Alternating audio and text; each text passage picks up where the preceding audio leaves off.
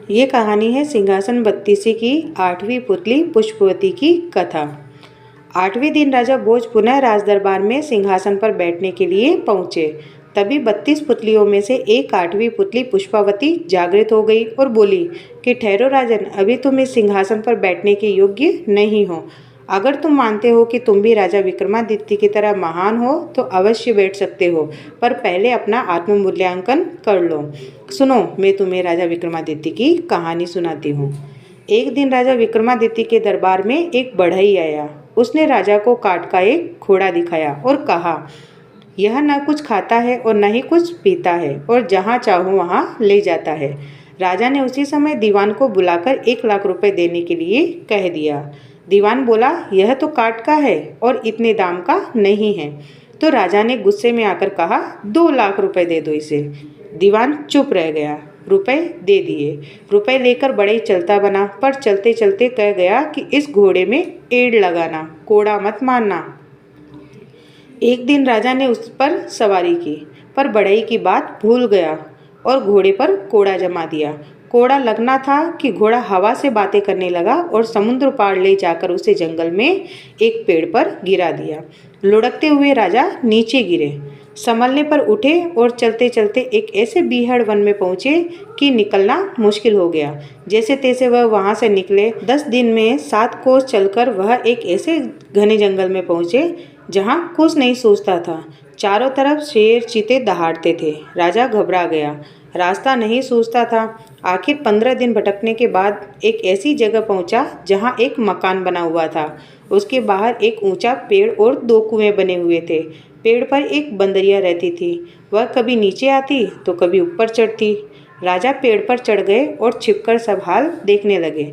दोपहर होने पर एक यति वहां आया। उसने बाईं तरफ के कुएं से एक चुल्लू भर पानी लिया और उसने उस बंदरिया के ऊपर छिड़क दिया। वह तुरंत एक बड़ी सुंदर स्त्री बन गई। यति पहर भर उसके साथ रहा, फिर दूसरे कुएं से पानी खींचकर उसके ऊपर डाल दिया। वह फिर बंदरिया बन गई और वह पेड़ पर जा चढ़ी और यति गुफा में चला गया। राजा को यह देखकर बड़ा ही आश्चर्य हुआ।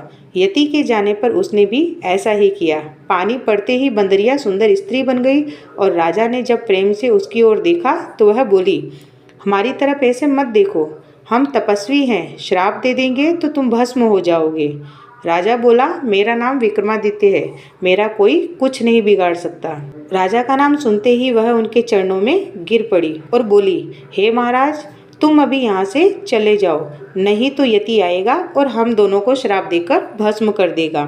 राजा ने पूछा, तुम कौन हो और इस यति के हाथ में कैसे पड़ी? वह बोली, मेरे पिता कामदेव और माँ पुष्पावती है। जब मैं 12 वर्ष की थी तो मेरे माँ बाप ने मुझे एक काम करने को कहा। मैंने उसे नहीं किया। इस पर उन्होंने गुस्सा होकर मुझे इस यति को दे डाला। वह मुझे यहाँ ले आया और बंदरिया बनाकर रखा है। सच है, भाग्य के लिखे को कोई नहीं मिटा सकता। राजा ने कहा कि मैं तुम्हें साथ ले चलूँगा। इतना कहकर उसने दूसरे कुएं का पानी छिड़ककर उसे फिर से बंदरिया बना दिया। अगले दिन वह यति आया। जब उसने बंदरिया को स्त्री बना लिया तो वह बोली, मुझे कुछ प्रसाद दो। यति ने एक कमल का फूल दिया और कहा, यह कभी मुरझाएगा नहीं और रोज एक लाल रत्न देगा, इसे संभाल कर रखना। यति के जाने पर राजा ने बंदरिया को स्त्री बना दिया और फिर अपने वीर वेतालों को बुलाया। वे आए और तख्त पर बिठाकर उन दोनों को अपने साथ में ले गए। रास्ते में यति का दिया लाल रत्न उगलने वाला फूल राजा ने एक सुंदर खेलते हुए बालक को दे दिया। बालक फूल लेकर घर चला गया। जब राजा स्त्री को साथ लेकर अपने महल में आ गए तो अगले दिन कमल में एक लाल रत्न निकला। इस तरह हर दिन निकलते निकलते बहुत से लाल रत्न इकट्ठे हो गए। एक दिन उस बालक का पिता उसे बाजार में बेचने गया। कोतवाल ने उसे पकड़ लिया। राजा के पास में उसे ले जाया गया। लड़के के बाप ने राजा को सब हाल ठीक ठीक कह सुनाया और बताया कि उसे नहीं पता यह फूल बालक के पास में कहाँ से आया, लेकिन हर दिन इसमें से रत्न निकलता है। सुनकर राजा को सब याद आ गया। कोतवाल को उन्होंने हुक्म दिया कि वह उस बेकसूर आदमी को 1 लाख रुपए देकर छोड़ दे। इतना कहकर पुतली पुष्पावती बोली, हे राजन, जो विक्रमादित्य जैसा दानी और न्यायी हो वही इस सिंहासन के ऊपर बैठ सकता है। राजा झुंझलाकर चुप रह गया। अगले दिन वह सिंहासन की तरफ बढ़ा तो मधुमालती नाम की नवी पुतली ने उनका रास्ता पुनः रोक लिया।